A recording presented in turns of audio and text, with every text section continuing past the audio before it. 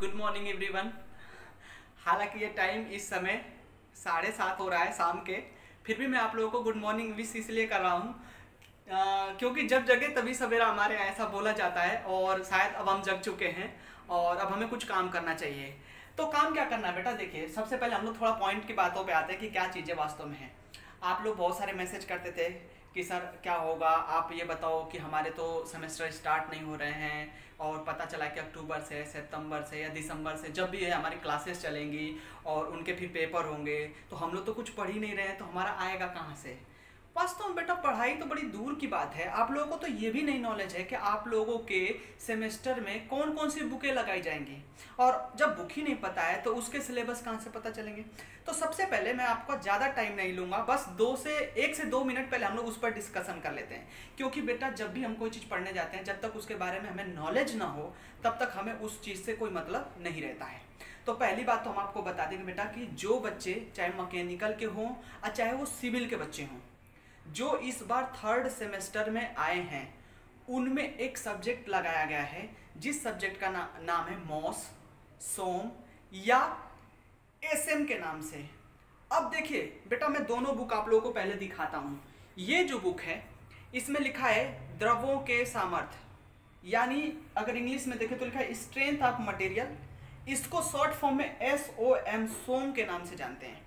देखिए बेटा, ये है बात 2019 की, जब ये बुक लगाई गई आप लोगों में। जब हम लोग पढ़ रहे थे 2016 में, तो ये बुक MOS, मॉस के नाम से थी, मैकेनिक्स ऑफ सॉलिड।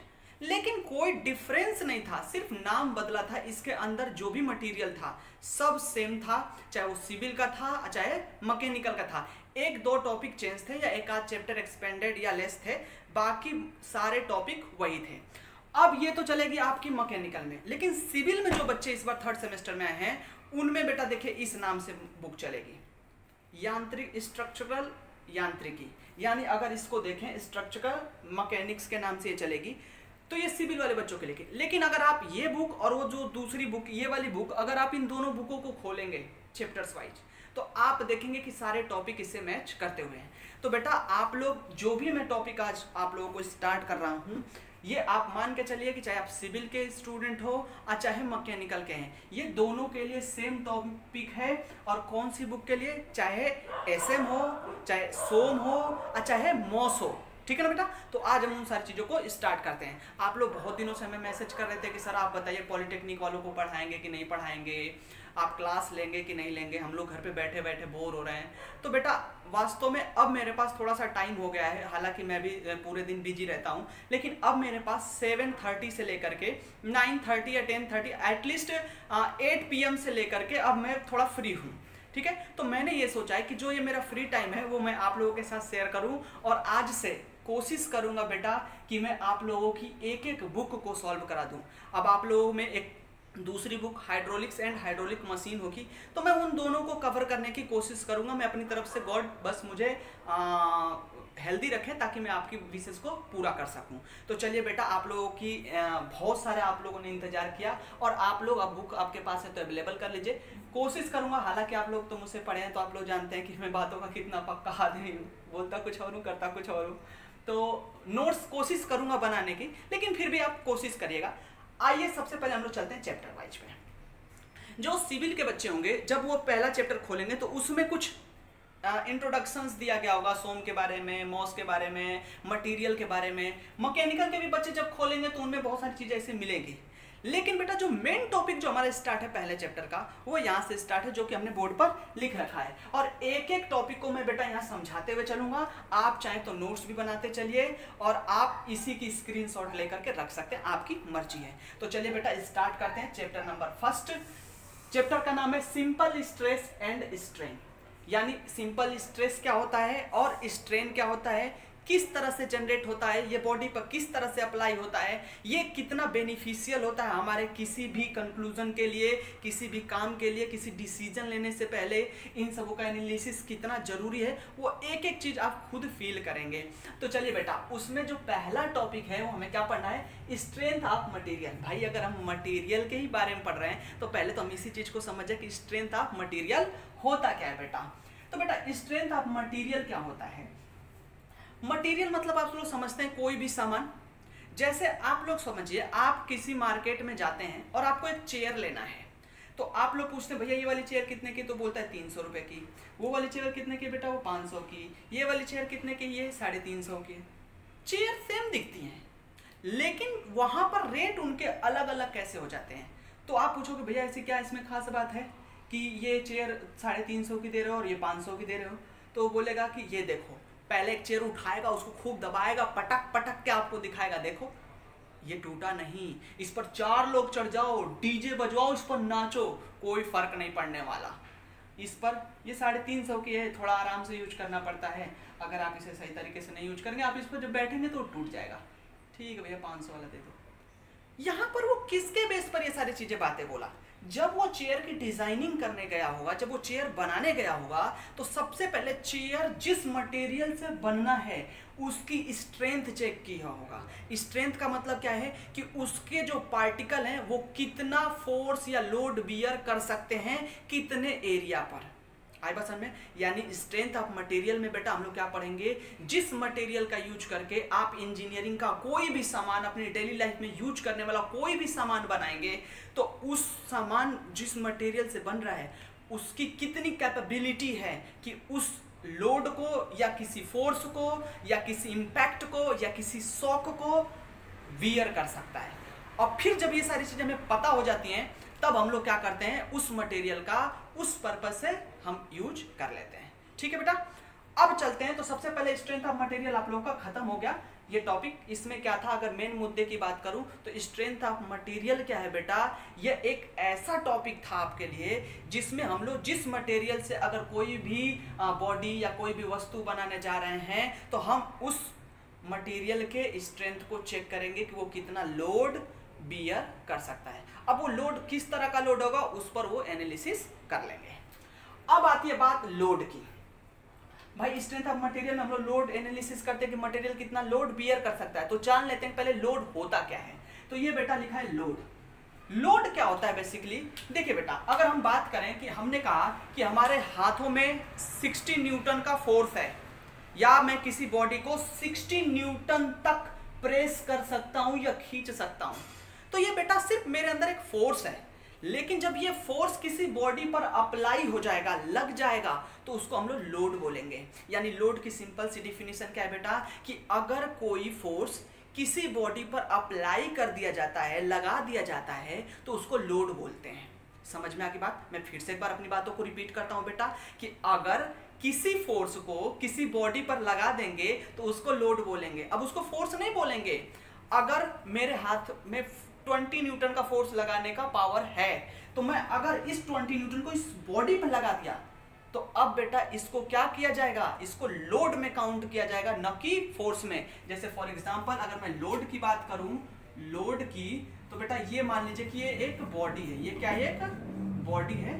बॉडी पर जब मैंने ये लगा दिया 20 न्यूटन का ये फोर्स लगा दिया, देखिए, तो आप देखिए ये जो फोर्स है वो किसी बॉडी पर अप्लाई हो चुका है। तो अब आप इसको 20 न्यूटन फोर्स नहीं बोलेंगे, आप इसको बोलेंगे कि ये लोड है, 20 न्यूटन का लोड है जो किसी बॉडी पर लगा है।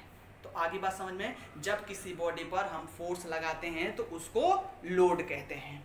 अब बात आती है, अब जो एक बात याद रखिएगा बेटा, अब जो अगला टॉपिक आप लोगों को पढ़ाने जा रहा हूं, टाइप्स ऑफ लोड, याद रखिएगा, ये आप जब तक इंजीनियरिंग करेंगे तब तक आप लोगों को इससे पीछा नहीं मिलेगी, इससे छूट नहीं मिलेगी। क्योंकि दुनिया में जहां भी लोड की बात आई है तो वो यही सारे लोड हैं जो अप्लाई हुए हैं। इस समय भी आप जिस चेयर पे बैठे होंगे, चाहे जिस कंडीशन में भी होंगे, आप किसी न किसी चीज पर लोड लगा रहे होंगे और वो लोड इन्हीं में से कोई ना कोई होगा। तो चलिए एक एक टॉपिक को हम लोग डिस्कस करते हैं। मैं इस डायग्राम को रफ करता हूं और सबसे पहले टॉपिक पर हम लोग चलते हैं अपने डेड लोड और लाइव लोड के बारे में समझने के लिए। तो टॉपिक नंबर हमारा जो फर्स्ट है वो है हमारा डेड और लाइव लोड। लाइव लोड, इसको बेटा अगर मैं बात करूं, इसको डेड मतलब क्या होता है, मरा हुआ, और लाइव मतलब जिंदा। देखिए इसके प्रोनाउंसिएशन में ही ये बातें छुपी हुई हैं, इसके मीनिंग में ही ये बात पता चल जाती है। ये कह रहा है कि डेड आर लाइव लोड क्या होता है, यानी हिंदी में इसको मृत भार बोलेंगे और इसको जीवित भार बोलेंगे। अब ये होता क्या है बेसिकली, डेड लोड क्या होता है और लाइव लोड क्या होता है। देखिए बेटा, जैसे हमने क्या किया, हमारे पास एज्यूम करिए कि ये एक पोल है, ये एक पोल है, इस पोल पे वायर गए हैं हमारे घरों में, करंट, ये इलेक्ट्रिक वायर है, इलेक्ट्रिक वायर है। अब ये इलेक्ट्रिक वायर में करंट फ्लो कर रहा है। अब ये जो करंट इसमें जा रहा है, तो आप ये बताइए कि अगर ये इलेक्ट्रिक वायर नहीं होते तो क्या आपके घरों में करंट जाता? नहीं जाता, क्योंकि वो वहां तक इलेक्ट्रिक सप्लाई हो ही नहीं पाएगी। तो हम ये कह सकते हैं ना कि ये जो इलेक्ट्रिक पोल पे लगे हुए जो वायर हैं, ये अपना काम कर रहे हैं। भाई क्या इलेक्ट्रिक करंट को ट्रांसपोर्ट कर रहे हैं, ये एक जगह से दूसरे जगह तक क्या कर रहे हैं, ट्रांसफर कर रहे हैं। तो ये अपना काम कर रहे हैं। लेकिन क्या आप बताइए कि ये वायर 1 साल तक, 2 साल तक, 3 साल तक, 4 साल तक या 50 साल तक इस पर लगा रहेगा, तो क्या इसका भार बदल जाएगा? नहीं, इसका लोड नहीं बदलेगा। ये जितने किलो का वायर लगा था, थोड़ा बहुत फ्लेक्सिबिलिटी आएगी क्योंकि वो कोरेजन है, एटमॉस्फेयर में नमी है, तो उसमें आएगा। लेकिन आप बताइए, क्या ये अपना मान बदलेगा? नहीं, अपनी वैल्यू नहीं बदलेगा। यानी ऐसी चीज, डेड लोड किसको बोलेंगे, जरा ध्यान से सुनिएगा, कि अपना काम करते समय अगर कोई बॉडी अपने मैग्नीट्यूड में या अपने भार में कोई चेंजिंग नहीं शो करती है, तो उसको बोलेंगे डेड लोड। यानी डेड लोड क्या है कि एक बॉडी है, जैसे फॉर एग्जांपल आप मेरे डस्टर को सपोज करिए, मैं इस डस्टर से लगातार काम ले रहा हूं मिटाने का, लेकिन मैं मिटाता रहा, लेकिन इस डस्टर के लोड में कोई कमी नहीं आई। यानी ये डस्टर काम तो कर रहा है, लेकिन इसके लोड में कोई कमी नहीं आई। तो हम बोल सकते हैं ये बॉडी का, ये इस बॉडी का जो भार है वो बदला ही नहीं, जबकि ये काम कर रही है। यानी ये बॉडी काम कर रही है लेकिन इसका भार बदला नहीं, तो हम बोलेंगे कि इसका जो लोड है वो डेड लोड है। मैं एक बार पूरी कंक्लूजन पे आता हूँ, इस बात को कंप्लीट करता हूँ कि डेड लोड होता क्या है बेटा। अगर कोई बॉडी कार्य करते समय वर्क में आने पर, वर्क तो कर रही है लेकिन अपने भार में कोई परिवर्तन नहीं शो कर रही है, तो ऐसी बॉडी के लोड को डेड लोड बोलेंगे। समझ में आ गया? अब दूसरा आते हैं लाइव लोड पर। लाइव लोड में जरा समझिएगा बेटा, लाइव लोड क्या होता है। आप अपनी बाइक चलाते हैं, ठीक है ना? अब जरा ध्यान से सुनिएगा, आपकी बाइक एक मशीन है। आप बाइक जब भी चलाएंगे तो क्या बिना पेट्रोल के बाइक चलाएंगे? नहीं चला सकते, क्योंकि भाई जब तक उसमें फ्यूल एनर्जी नहीं होगी तब तक वो रन नहीं करेगा। और आप बताइए कि आपकी बाइक है ये, चलो मैं एक बाइक बना देता हूं, हालांकि ये बाइक थोड़ा स्पेशल टाइप की है, ठीक है ना? ये बाइक मैंने बना दिया, ये इसका फ्यूल टैंक है, ये टैंक है इसका। अब आप जरा सोचिए बेटा, इस समय जब इसमें फ्यूल नहीं है तब इसका लोड है, इसका जो लोड है वो है 80 न्यूटन है, 80 न्यूटन है, या 80 केजी मान लीजिए। चलिए अगर आप नॉर्मल तरीके से समझना चाहें तो ये 80 केजी का है। आप गए पेट्रोल पंप पे और आपने इसमें इन्फ्लेट करा लिया, सॉरी इसमें फ्यूल इंजेक्ट करा लिया, कितना? 5 लीटर। आपने इसमें 5 लीटर क्या किया? फ्यूल भरा दिया। अब अगर मैं मानूं कि 5 लीटर का वेट 5 केजी है, तो इस समय अब आपकी बॉडी, यानी ये जो बाइक का जो वेट हो गया, लोड हो गया, वो कितना हो गया? 85 केजी। ध्यान से समझिएगा, अब इसका लोड हो गया 85 केजी। अब जब आप बाइक चलाना स्टार्ट किए तो अब बताइए आपकी बाइक काम करना स्टार्ट कर दी, और काम करते समय बताइए क्या इसका भार जो पहले अब 85 केजी था वो चलती जाएगी बाइक तो 85 रहेगा? नहीं भाई, जैसे जैसे आप आगे बढ़ेंगे फ्यूल जलेगा तो क्या होगा? फ्यूल का अमाउंट कम होगा, और जब फ्यूल का अमाउंट कम होगा तो आपके बाइक की जो लोड है वो घटता जाएगा ना। तो इसी तरह से बेटा अब इसको बोलेंगे लाइव लोड। तो क्या आप डेफिनेशन आई होप कि समझ गए होंगे।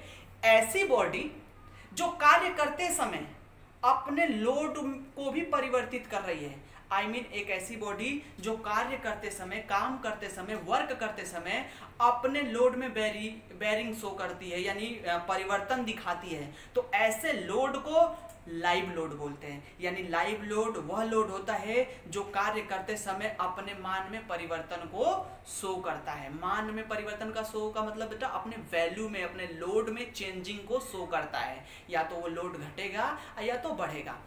अब अगर कुछ एग्जांपल लिया जाए प्रैक्टिकल लाइफ से, तो आप बताइए आपका वेट कितना है? अरे हाँ, तुम्ही से पूछ रहा हूँ, कहाँ देख रहे हो? हाँ, तुमसे। अब आप बताओ कि आपका लोड कैसा है, डेड लोड है या लाइव लोड है? भाई मैं पढ़ा रहा हूँ तो बताओ, मैं पढ़ा रहा हूँ तो मैं अपनी एनर्जी लॉस कर रहा हूँ।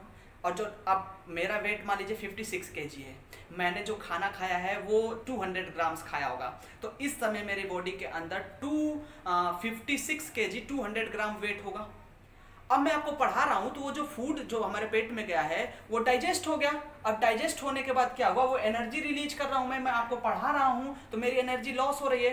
तो जब मेरी एनर्जी लॉस होगी तो भाई मेरे सेल्स टूटेंगे। एनर्जी जब लॉस होगी तो मेरा वेट घटेगा।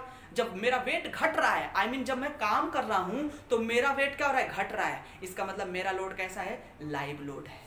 यानी मैं कह सकता हूं कि ऐसी बॉडी जो कार्य करते समय अपने लोड में परिवर्तन शो करेगी तो उसको क्या कहेंगे, लाइव लोड। तो आई होप कि आप लोगों को ये दो टॉपिक समझ में आ गए। अब बढ़ते हैं, एक्सियल लोड क्या होता है। ये बॉडी पर लगने वाले फोर्स के तरीके के ऊपर डिफाइन किया गया है कि एक्सियल लोड किसको कहेंगे। आप स्क्रीनशॉट लेना चाहें या चीजों को नोट करना चाहें तो नोट कर लीजिए। मैं इसको रफ करके आगे की तरफ बढ़ता हूं बेटा। चलिए मैं इसको रफ करता हूं और अब बढ़ता हूं अगला टॉपिक जो हमारा है, क्या है, एक्सियल लोड। डेड लोड तो हमारा खत्म, अब चलते हैं एक्सियल लोड। एक्सियल लोड क्या होता है बेटा हमारा, जरा इस चीज को समझिएगा। देखिए सपोज करिए कि ये एक पोल है, रॉड है या कोई बॉडी है, ठीक है ना, और ये इसकी सेंटर एक्सिस लाइन है, ये इसकी एक्सिस है, ये हमारी ये कोई बॉडी है, ये इसकी एक्सिस है, ठीक है। अब अगर कोई लोड इसके एक्सिस पर और एक्सिस के पैरेलल लगेगा, एक्सिस पर और एक्सिस के पैरेलल लगेगा, तो ऐसे लोड को बोलेंगे बेटा क्या, एक्सियल लोड। पैरेलल कैसे, देखिए जरा, ये जो लोड है बिल्कुल देखिए एक्सिस पे लग रहा है F, और ये भी इधर से लग रहा है F, और देखिए एक्सिस पर ही दोनों ये लोड लगे हैं। क्या लगे हैं, एक्सिस पर ही लगे और एक्सिस के पैरेलल लगे हैं। जैसे फॉर एग्जांपल ये मेरे पास बॉडी है एक, ये इसका मान लीजिए कि ये इसका क्या है, बिल्कुल सेंटर पॉइंट है इधर, और ये है इसका सेंटर पॉइंट इधर। मैंने क्या किया, इस पर और इस पर बिल्कुल देखो, इसके एक्सिस पर और ऐसे लोड लगाऊंगा ना, तो इसको बोलेंगे एक्सियल लोड। यानी एक्सियल लोड क्या होता है, किसी बॉडी के एक्सिस पर और एक्सिस के पैरेलल लगता है। आई बात समझ में? मैं फिर से एक बार अपनी बात को रिपीट करता हूं बेटा, कि एक्सियल लोड वह लोड होता है जो किसी बॉडी के एक्सिस पर और एक्सिस के बिल्कुल पैरेलल लगता है, तो उसी को बोलेंगे एक्सियल लोड। अब ये जो एक्सियल लोड है वो दो तरह का हो जाएगा। दो तरह का कैसे हो जाएगा, लोड लगने के नेचर पर। देखिए जरा ध्यान से देखेंगे यहाँ पर, तो ये जो F फोर्स लगा है एक्सियल, ठीक है ना, ये जो एक्सियल फोर्स लगा है वो देख रहे हैं कि दोनों फोर्स इस बॉडी को इधर की तरफ दबा रहे हैं। क्या कर रहे हैं, कंप्रेस कर रहे हैं। तो हम इसको एक स्पेशल या फुल नेम से, डिटेल से हम इसको क्या बोल सकते हैं, एक्सियल कंप्रेसिव लोड। आगे बात समझ में? यानी एक्सियल कंप्रेसिव लोड क्या होगा कि जब किसी बॉडी की एक्सिस पर और एक्सिस के पैरेलल कंप्रेसिव लोड लगेंगे तो उनको बोलेंगे एक्सियल कंप्रेसिव लोड। चलते हैं फिर से। अब अगर यही लोड, जरा ध्यान दीजिएगा, अगर यही लोड इस बॉडी की एक्सिस पर, देखिए ये बॉडी है और इसकी एक्सिस पर ऐसे लग गया, ये F इधर लग गया और दूसरा F इधर लग गया, तो अब इसको क्या बोलेंगे, देखिए एक्सिस पर लगा है और एक्सिस के पैरेलल लगा है, इसका नाम एक्सियल लोड तो है, लेकिन ये दोनों लोड क्या कर रहे हैं, किसी बॉडी को खींचने का काम कर रहे हैं।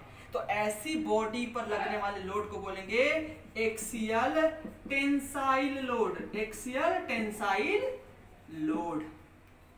समझ में आ गई बात? तो आई होप कि आप लोग को ये दो टॉपिक समझ में आ गया कि एक्सियल लोड क्या होता है। फिर से मैं एक बार अपनी बात को रिपीट कर देता हूँ कि एक्सियल लोड किसी बॉडी के एक्सिस पर और एक्सिस के पैरेलल लगता है। अगर वो कंप्रेसिव लगे हैं तो उनको बोलेंगे एक्सियल कंप्रेसिव लोड, और अगर वो किसी एक्सिस के पैरेलल और एक्सिस पर ही लगे हैं तो उसको बोलेंगे एक्सियल, और वो दोनों टेंसाइल नेचर के हैं तो उनको बोलेंगे एक्सियल टेंसाइल लोड। समझ में आ गई बात? बड़े पसीने हो रहे हैं यार, बहुत गर्मी है, पंखा चला बंद करके वीडियो बना रहा हूँ। आप लोग जरा इस चीज को ध्यान से देखिएगा बेटा। और अब बढ़ते हम लोग, आप इसका स्क्रीनशॉट लीजिए, मैं अगले टॉपिक पे बढ़ता हूँ। अगला टॉपिक है हमारा इसेंट्रिक लोड किसको कहते हैं। आगे बस हमें चलिए आप इसको नोट कर लीजिए, स्क्रीनशॉट ले लीजिए, मैं आगे की तरफ बढ़ता हूँ। तो मैं अब इसको रफ कर रहा हूँ और बढ़ता हूँ अगले टॉपिक पर। अगला टॉपिक देखिए जरा क्या है,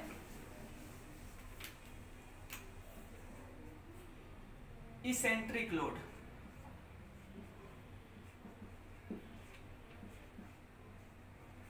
इसेंट्रिक लोड क्या होता है बेटा, जरा ध्यान से देखिएगा।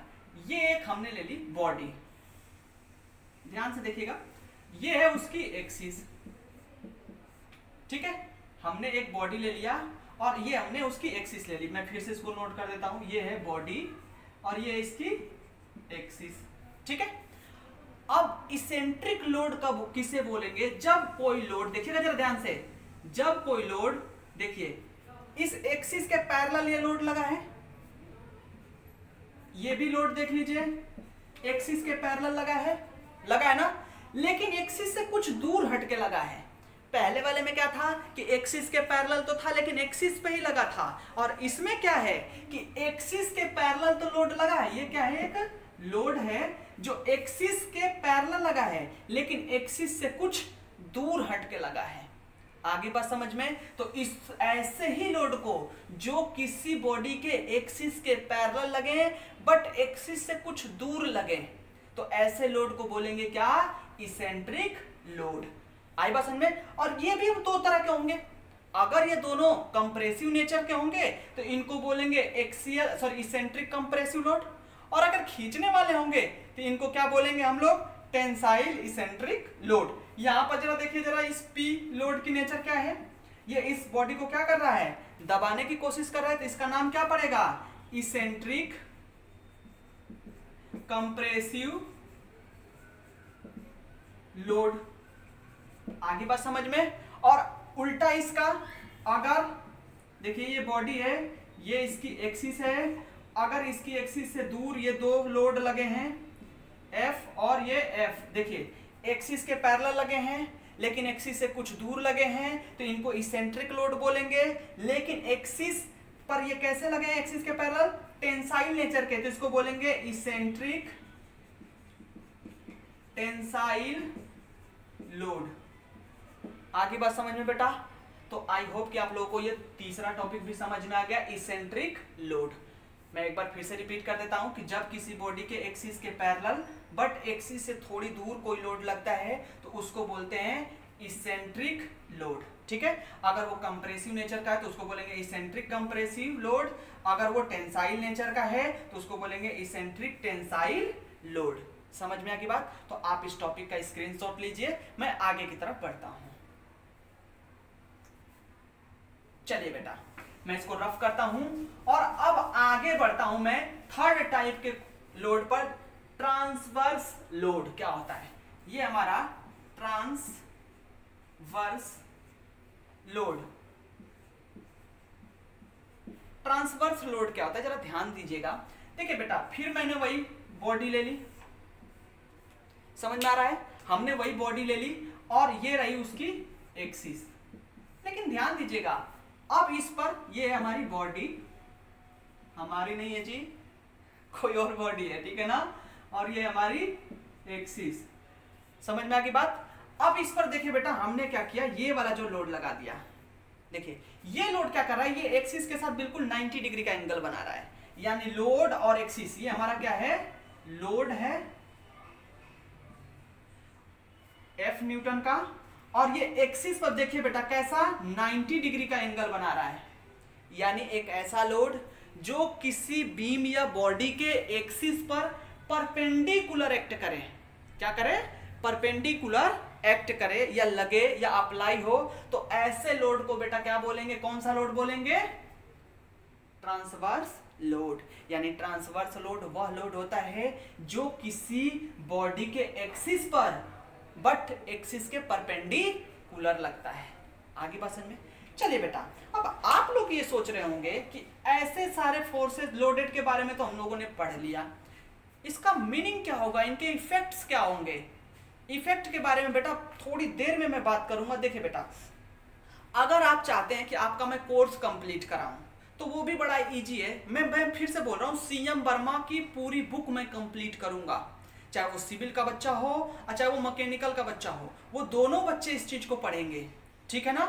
लेकिन ध्यान रखना बेटा, अगर आप चाहेंगे कि सिर्फ आपके सिलेबस से बात करूं, आपके कोर्स से बात करूं, तो भी कोई हमारे लिए बड़ी बात नहीं है। लेकिन बेटा जब मैं वीडियो बना रहा हूं, अगर आपको लगता है कि मुझे टॉपिक से नहीं कोई चीज पढ़नी, सॉरी एक्स्ट्रा चीजें नहीं पढ़नी है, मुझे टॉपिक टू टॉपिक पढ़ना है, तो आप वीडियो को स्लाइड कर लीजिएगा, थोड़ा आगे ले जाकर के देख लीजिएगा, मेरी बकवास मत सुनिएगा। लेकिन एज ए टीचर जो मैं फील करता हूं, तो मुझे लगता है कि मैं आप लोगों को कोई भी बात बताऊं, क्योंकि बेटा आने वाले टाइम में जब आप आगे स्टडी करेंगे तो उन सारी बातों का जिक्र होगा, तो फिर आप मुझे ही दोष दोगे कि अरे सर तो पढ़ा दिए लेकिन ये सारी बातें नहीं बताएं। मैं इसलिए नहीं बताने की कोशिश करता ज़्यादा तक, क्योंकि हमारी वीडियो भी लंबी चली जाती है, पहली बात तो ये। दूसरी बात, आपको लगता है यार ये तो हमारे सिलेबस में नहीं, क्या सर पढ़ा रहे हैं, लेकिन नहीं बेटा, बातें जाननी चाहिए। जो हमारे सिलेबस में हम उसको नोट करेंगे, जो हमारे सिलेबस में उसको हम याद रख लेंगे, छोड़ देंगे ऐसे। तो चलिए पहले एक तरह का और लोड बच गया, उस पर डिस्कस करते हैं। मैं फिर उसके बाद सारे लोड के इफेक्ट के बारे में बात करूंगा। तो अगला लोड है हमारा क्या, शियर लोड। चलिए यहां हमारा है शियर लोड। शियर लोड क्या होता है बेटा, जरा ध्यान दीजिए, इसका नाम ही है शियर लोड। शियर मतलब क्या होता है, काटने वाला लोड। यानी एक ऐसा लोड जब किसी बॉडी पर लगे, चाहे वो इसेंट्रिक तरीके से लगे, चाहे एक्सियल लगे और चाहे ट्रांसवर्स लगे, अगर उसके लगने से बॉडी के प्लेन्स में चेंजिंग आती है, दो प्लेन स्लाइड कर जाते हैं। जैसे फॉर एग्जांपल हमने क्या किया, जरा ध्यान दीजिएगा इस बात को, हमारी एक बॉडी है, आप याद रखिएगा दुनिया में जितनी भी बॉडी है वो एक लेयर टू लेयर मिलके बनी है, ऐसा हमारा मैकेनिक्स मानती है, ठीक है ना। क्योंकि हमारे ज़्यादा तक एनालिसिस बेटा बीम पे कराए जाएंगे, जब आप लोग चैप्टर पढ़ोगे तो इस चीज़ को देखोगे। तो मेरे कहने का मतलब क्या है बेटा, कि मान लीजिए कि ये कोई बीम है जो दो लेयर से मिल करके बनी है। अब हमने क्या किया, इस पर ऐसा फोर्स लगाया एक, ठीक है ना, चाहे वो इसेंट्रिक हो, चाहे ट्रांसवर्स हो, चाहे एक्सियल हो, कोई भी लोड हो, अगर लगाने से, जरा ध्यान दीजिए, मैंने लोड लगाया और देखिए ये एक लेयर दूसरे लेयर पे बिल्कुल फिसल गई, तो आप कहोगे कि अरे यार इसको तो काट दिया गया, ये तो कट गया। आई बात समझ में। तो ये जो लोड था जिसके लगाने से दो प्लेन स्लाइड कर गए, कट गई, वो बॉडी कट गई, उसको क्या बोलेंगे, शियर लोड बोलेंगे बेटा। तो शियर लोड समझ में आ गया, किसको बोलेंगे, शियर लोड वह लोड होता है जिसे किसी बॉडी पर लगा दिया जाए तो वो उस बॉडी के प्लेन्स को क्या कर देती है, काट देती है। जैसे फॉर एग्जांपल जरा ध्यान दीजिए, आप लोग फर्स्ट ईयर में इंजीनियरिंग ड्राइंग तो पढ़े ही होंगे, हालांकि पेपर नहीं हुआ लेकिन उस चीज को तो हमने पढ़ाया था, तो फिर भी वहीं से देखते हैं। आप लोग चैप्टर पढ़ेंगे रिबिट ज्वाइंट, तो रिबिट ज्वाइंट में देखते थे क्या होता था, ये एक प्लेट होती थी और दूसरी प्लेट ये होती थी हमारी, ठीक है ना। हमारी यहाँ पर क्या लगी होती थी, रिबिट लगी होती थी, ये हो गई हमारी रिबिट, ये रिबिट लग गई। अब हमने क्या किया, हमने इस प्लेट पर इधर की तरफ फोर्स लगाया और इस प्लेट पर इधर की तरफ फोर्स लगाया। अब आप एज्यूम करिए कि ये जो रिबिट है ना वो बहुत स्मूथ है, बहुत हल्के चीजों की बनी है, और हमने फोर्स बहुत ज्यादा लगा दिया, चार लोगों को, चल बेटा तू उधर चार से पकड़, चार इधर पकड़ के खींचते हैं, देखते हैं क्या होता है। जब हमने देखा तो कुछ देर बाद ये देखिए कुछ ऐसा हुआ इसके साथ, कैसा हुआ देखते हैं। कुछ हमें ऐसे देखने को मिला कि ये जो रिबिट थी, आधी रिबिट और इसका हेड यहां रह गया और आधी रिबिट और इसका हेड यहां चला आया। तो हम लोग देख रहे हैं कि ऊपर से कि ये रिबिट, अगर मैं इसका टॉप व्यू बनाऊं आपको दिखाने के लिए, तो रिबिट कुछ ऐसी दिखेगी, टॉप इसका ऐसा दिखेगा। तो क्या कहोगे, अरे ससुराई तो काट दिया, तुम लोगों ने ऐसा खींच दिया कि ये तो कट गया पूरा। तो हम लोग क्या बोलेंगे कि ये जो ससुरे सब लगे थे यही सब क्या है, हमारे शियर लोड है, यानी इन्हीं के लगने से क्या हो गया था, ये बॉडी की रिबिट जो थी वो कट गई। आगे बसन में तो शियर लोड वह लोड होता है जिसे किसी बॉडी पर अप्लाई कर दिया जाता है तो वो उनके प्लेन्स को काट देता है, उनके परत को काट देता है। ठीक है बेटा, अब बढ़ते हैं हम लोग बॉडी। भाई जितने भी लोड लगाओगे, लोड लगाने के लिए बॉडी तो चाहिए ना। जब तुम्हारे पास लोड है, आई मीन लोड तभी एनालिसिस होता है कि जब हम उस पर फोर्स लगा देते तो उसको लोड बोलते हैं, और किस पर फोर्स लगा देते हैं, बॉडी पर। तो पहले बॉडी के बारे में पढ़ना जरूरी है ना। फर्स्ट ईयर की मैकेनिक्स में मैंने पढ़ाया था, लेकिन वहाँ पर कुछ लोग ऐसे थे जो सोते बहुत थे और कॉल करके भी बुलाया जाता था तो नहीं आते थे, अरे सर सो रहा हूँ क्या करूँ।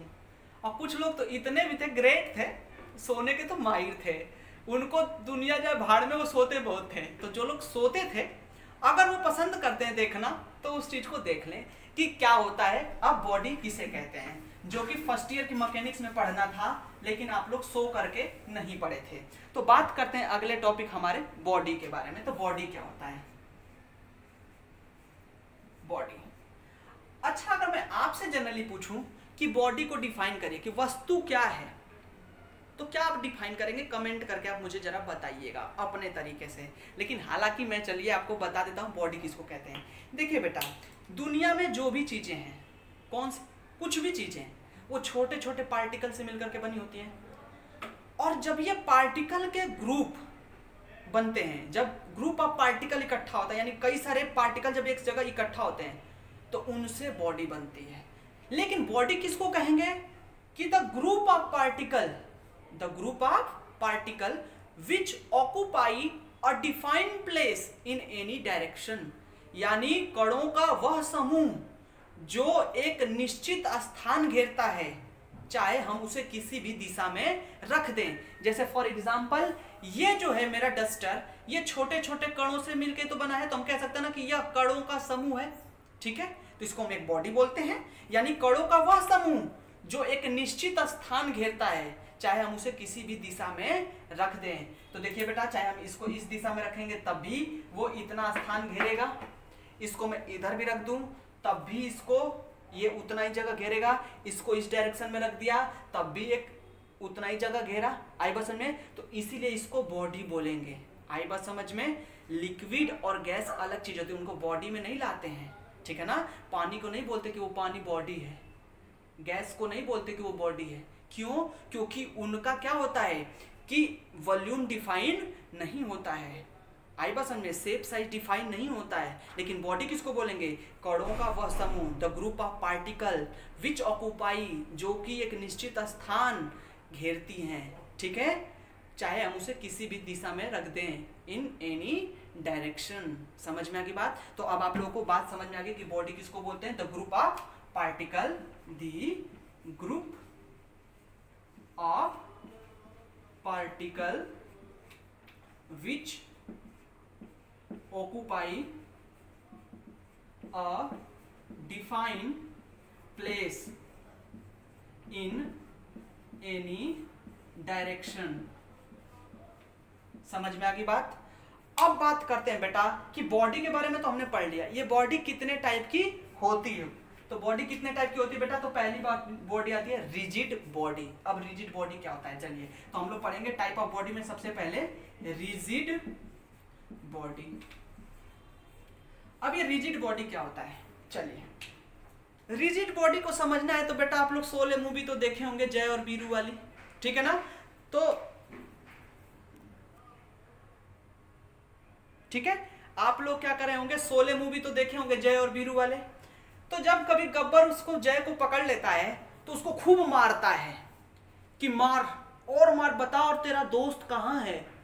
तो वीरू कहता है कि चाहे तुम मुझे कितना भी मार लो, कुछ भी कर लो, मैं नहीं बताऊंगा कि मेरा दोस्त कहाँ है। तो लोग बोलते बड़ा रिजिड बनता है, ये नहीं बता रहा है, ढीठ है। यानी महन कहने का मतलब क्या, वो क्या बोला, तुम चाहे मुझे जितना मार लो, मैं नहीं बताऊंगा कि मेरा दोस्त कहाँ है। यानी वो अपने अंदर चेंजिंग नहीं लाने की कोशिश करेगा, चाहे उस पर कितना भी लोड लगा दें। तो उसी तरह से बेटा कि क्या है कि रिजिड बॉडी वह बॉडी होती है जिस पर आप चाहे जितना भी फोर्स लगा दीजिए उसके पार्टिकल्स के बीच कोई डिफॉर्मेशन नहीं होता है। डिफॉर्मेशन का मतलब कि कोई भी कण अपना स्थान चेंज नहीं करता है। आप खुद सोचिए, अगर कोई कण, एक बॉडी है, वो कणों से मिलकर के बनी है और हमने फोर्स लगाया और उसके कण एक जगह से दूसरे जगह गए ही नहीं। जब कोई कण ही अपनी जगह से दूसरे जगह नहीं गया तो इसका मतलब कि उस बॉडी के जो शेप, साइज, डायमेंशन, डायरेक्शन जो भी रहा होगा उसमें कोई चेंज आया ही नहीं होगा।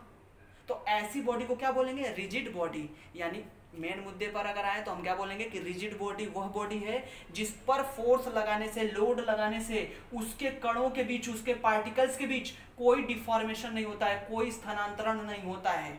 आई बात समझ में? उसको रिजिड बॉडी बोलते हैं। जैसे अगर ये कोई बॉडी है, हमने इस पर चाहे जितने भी फोर्स लगा दिए, जितने भी ये लोड, देखिए F1, F2, F3, ये कई सारे लोड लगा दिए हैं। लोड लगने से पहले इसका पार्टिकल A यही था और लोड लगने के बाद भी यही है। जो पार्टिकल B यहां था, लोड लगने से पहले यहां था, लोड लगने के बाद भी यही है। ये जो पार्टिकल C लोड लगने से पहले भी यही था, लोड लगने के बाद भी यही है। आई मीन अपनी पोजीशन में कोई चेंज नहीं किया। तो बोलेंगे होल ओवर, क्या बताइए कि इस बॉडी की कोई शेप, साइज, डायरेक्शन, डायमेंशन में कोई चेंजिंग आएगी नहीं। तो इसका मतलब क्या है कि ये बॉडी क्या कहलाएगी? रिजिड बॉडी कहलाएगी। लेकिन आप लोग जरा बताओ, क्या दुनिया में ऐसी बॉडी का हमारी लाइफ में कोई यूज है? ऐसे लोगों का कोई आपकी लाइफ में यूज है जो आपकी एक, मतलब जो आपके अकॉर्डिंग चेंज ही नहीं होते हैं? तो आप कहते हो यार क्या ऐसे बंदे का जो किसी की सुनता ही नहीं है, ऐसे बंदे के साथ क्या अपनी लाइफ बिताना या क्या अपनी बातों को शेयर करना। तो आप जरा इस बात को याद रखना बेटा कि दुनिया में कोई भी ऐसी बॉडी नहीं है जो टोटली रिजिड है। हाँ, रिजिड की पहचान हम कैसे करेंगे? जैसे फॉर एग्जाम्पल, अगर आपको एक मिट्टी का बना हुआ एक ऐसा मैं रॉड दे दूं और एक आपको लकड़ी का बना हुआ दे दूं और एक लोहे का दे दूं, ध्यान रखिएगा, मैं फिर से रिपीट करता हूं, आपको एक ऐसे मिट्टी का बना हुआ रॉड दे दूं, एक लकड़ी का बना हुआ दे दूं और एक लोहे का बना हुआ दे दूं, और कई सारे मेंबर आए। मिट्टी वाले को जिसने फोर्स लगाया वो टूट गया तो बोलते हैं अरे यार बड़ा खस्ता था, यानी ये रिजिड नहीं है। क्यों? क्योंकि आपके लोड लगाने से ये टूट गया। टूटने का मतलब इसके पार्टिकल्स के बीच डिफॉर्मेशन आ गया। अब लकड़ी वाले को तोड़ने गया, वो भी तोड़ दिया, तो बोला कि अरे यार, हाँ लेकिन थोड़ा ज्यादा फील किया, कहा कि हाँ ये थोड़ा ठीक है, लेकिन टूट गया वो भी, तो ये भी रिजिड नहीं है। अब तीसरा दिया गया उसको लोहे का, लोहे पर दम लगा रहा है, वो टूट ही नहीं रहा है, तो वो कहेगा अरे यार ये तो बड़ा रिजिड है। लेकिन आप खुद सोचिए, क्या लोहा रिजिड है वास्तव में? अगर लोहा रिजिड होता तो रिजिड के डिफिनीशन के अकॉर्डिंग रिजिडिटी तो ये कहती है कि अगर हम किसी बॉडी पर फोर्स लगाते हैं, उसके पार्टिकल्स के बीच कोई डिफॉर्मेशन नहीं होता है, तो उसको रिजिड बॉडी बोलेंगे। तो आप लोग जरा बताइए, आपके घर में जो गेट लगा है, दरवाजा लगा है, आप लोगों के तखत बने हैं, जो कुछ भी पंखे उंखे वगैरह बने लोहे के मटेरियल के, तो आप खुद सोचिए क्या वो बिना काटे पीटे बन गए होंगे? भाई कटा पीटा होगा तभी तो। और कटा पीटा कब होगा? जब उस पर लोड लगा होगा। तो बेटा अगर रिजिड किसको बोलेंगे कि अगर हम जिस पर्पज से किसी बॉडी को बनाएं और उस पर्पज में जितना भी हम लोड लगा रहे हैं उसको बियर कर लेगा, तो उसको हम बोलेंगे कि ये बॉडी रिजिड है। इसी बात को मैं आगे बढ़ाते हुए मैं थोड़ा एक छोटा सा एग्जांपल और लेकर के आपको समझाता हूं, जरा ध्यान दीजिएगा। हमने क्या किया? एक ब्रिज बनाया। हमने क्या किया? एक ब्रिज बनाया, ठीक है, फ्लाईओवर। और इस फ्लाईओवर पे बेटा हम लोगों ने क्या किया? गाड़ियां दौड़ाई। और इसकी जो रिजिडिटी थी, ये 5 × 10⁻⁷ न्यूटन का लोड सह सकता था, सह सकता है। अब हम लोग जितने भी लोग दौड़ते हैं वो कभी इस लोड तक पहुंच ही नहीं पाए। जब भी लोगों ने, बहुत भीड़ हुई इस ब्रिज पर, बहुत ज्यादा भीड़ हुई, हद से ज्यादा भीड़, तब भी वो लोग पहुंचे कितना? 5 × 10⁻³ पहुंचे। तो अब लोग क्या बोलेंगे? अरे यार ये ब्रिज बड़ा मजबूत है, बड़ा रिजिड है, देखो इतनी भीड़ लगी लेकिन टूटा नहीं। लेकिन वहां तो रिजिडिटी, हमने स्ट्रेंथ ऑफ मटेरियल में इस मटेरियल की स्ट्रेंथ नाप करके इसको हमने बनाया था, ठीक है ना? तो ये हमारे लोड को बियर कर गया। देखिए हमने पर्पज क्या लगाया था? हमारा पर्पज था कि इतने लोड तक ये बियर कर ले। अगर हमारा पर्पज पूरा हो रहा है बिना टूटे, तो हम बोलेंगे कि वो चीज क्या है? रिजिड है। तो मैं एक बार फिर से इस डिफिनेशन को आपको डिफाइन करता हूं कि रिजिड बॉडी किसको बोला जाएगा? फोर्स लगाने से अगर वो फोर्स उस बॉडी पर कोई इफेक्ट नहीं डाल पाता तो उस बॉडी को आप रिजिड बोलेंगे, आप बोलेंगे, सब नहीं। अगर दूसरे के लोड लगाने से वो बॉडी डिफॉर्म हो जाती है, उसके पार्टिकल्स के बीच डिफॉर्मेशन आ जाता है, तो वो बंदा नहीं बोलेगा इसको रिजिड, ठीक है ना। तो दुनिया में कोई भी टोटली रिजिड नहीं है। सबसे हार्डेस्ट मटेरियल आप लोगों को पता है डायमंड है, जिस पर फोर्स लगाने से वो जल्दी टूटता नहीं है, लेकिन फिर भी अब देखिए आपके छोटे से कान, नाक या अंगूठी में भी हीरा लगा दिया जाता है, यानी जब वो कहीं से कटा होगा तभी तो लगा होगा ना, और कटा होगा इसका मतलब कि कोई फोर्स लगा होगा, लोड लगा होगा तभी तो कटा होगा, तो हम उसको भी रिजिड नहीं बोलते हैं, ठीक है। तो रिजिड बॉडी किसको बोलते हैं, फिर से एक बार डिफाइन करता हूँ। रिजिड बॉडी वह बॉडी होती है जिस पर लोड लगाने से उसके पार्टिकल्स के बीच कोई डिफॉर्मेशन नहीं होता, ठीक है। और दुनिया में कोई भी बॉडी टोटली रिजिड नहीं है। अब बढ़ते हैं बेटा इलास्टिक बॉडी पर। अब देखिए बड़ी खतरनाक बॉडी है, ठीक है ना। इलास्टिक बॉडी को बेटा जरा ध्यान दीजिएगा, मैं वास्तव में बॉडी को अपनी जेंडर से डिफाइन करता हूं। आप लोग जरा बताओ दुनिया में जेंडर कितने टाइप के हैं, 3 टाइप के, मेल टाइप, फीमेल टाइप और एक वो MXL टाइप, ठीक है ना, ठीक है।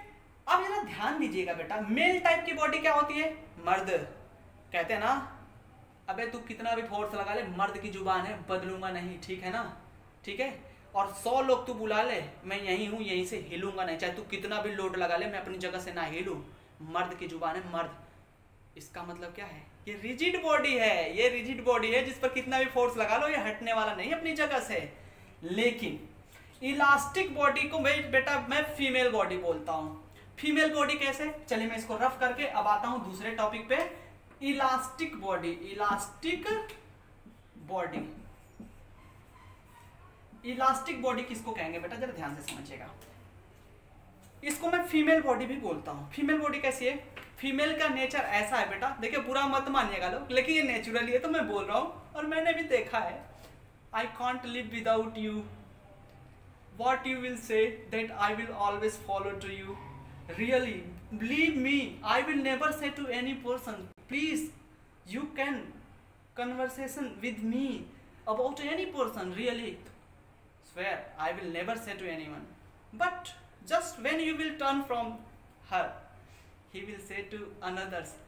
मैं तुमको एक बात बताऊं, तुम किसी से बताओगे तो नहीं ना, ना ना ना बताओ, देखो सच्ची माँ कसम खाओ तुम बताना मत किसी को, उसने ऐसा ऐसा कहा है। देखो तुम्हारे हटते ही जो तुम्हारे लोड लगने पर, तुम्हारी बात करने पर वो कही थी कि हाँ हम किसी को कुछ नहीं बताएंगे, लेकिन जैसे ही तुम हटे फिर वो अपने ओरिजिनल कंडीशन में आ गई और वो अपनी बातों को फिर शेयर करने लगी। यानी ऐसा ही नेचर ने एक बॉडी बना दी।